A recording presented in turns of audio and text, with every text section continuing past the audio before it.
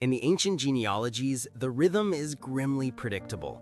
A man lives for hundreds of years, he has sons and daughters, and then, the final, inevitable clause, and he died. The pattern repeats, a long, somber drumbeat of mortality, until suddenly the rhythm breaks. A man named Enoch lives 365 years. He has a family, and then the text says simply, he was not, for God took him. No death, no grave, just a disappearance. The reason given is just as mysterious. Enoch walked with God. What does that even mean? It wasn't just a casual stroll. In a world the Bible portrays as increasingly corrupt, Enoch moved against the current. To walk with someone implies agreement, shared direction, and constant conversation. It suggests a relationship so close, so continuous, that the boundary between the earthly and the divine begins to blur. This wasn't about a flawless record or a list of religious duties performed perfectly. The New Testament later clarifies that, by faith, Enoch pleased God. His entire life was a posture of trust and intimacy, an ongoing dialogue with the Almighty. He wasn't just living for God in a world that wasn't. He was living with Him every single day.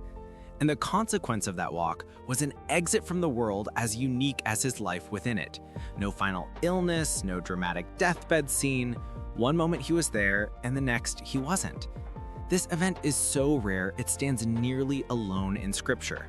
Centuries later, the prophet Elijah would also be taken without dying, but his departure was a spectacle, a chariot of fire, a whirlwind, a visible transfer of power.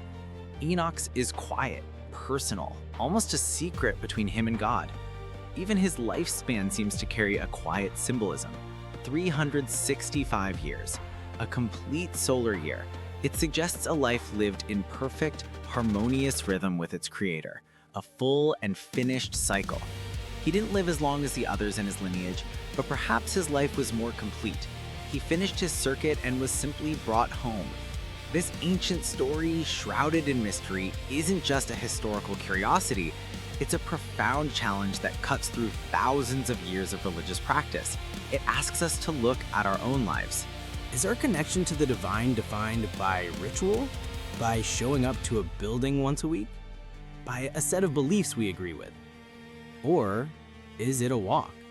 A moment-to-moment, ongoing communion that shapes how we think, how we speak, how we navigate our world. Enoch's life proposes that God isn't looking for distant admirers or part-time employees. He's looking for friends.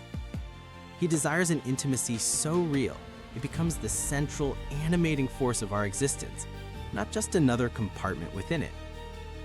The story pushes us past the comfort of mere religion and into the wild, transformative territory of a real relationship. Ultimately, Enoch's quiet disappearance isn't really a story about cheating death. It's a story about a life so fully and completely lived in the presence of the eternal that death itself becomes a footnote.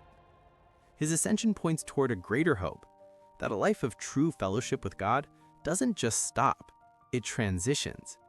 It's a quiet but powerful promise that the communion we can start here on earth doesn't have a finish line, only a change of scenery.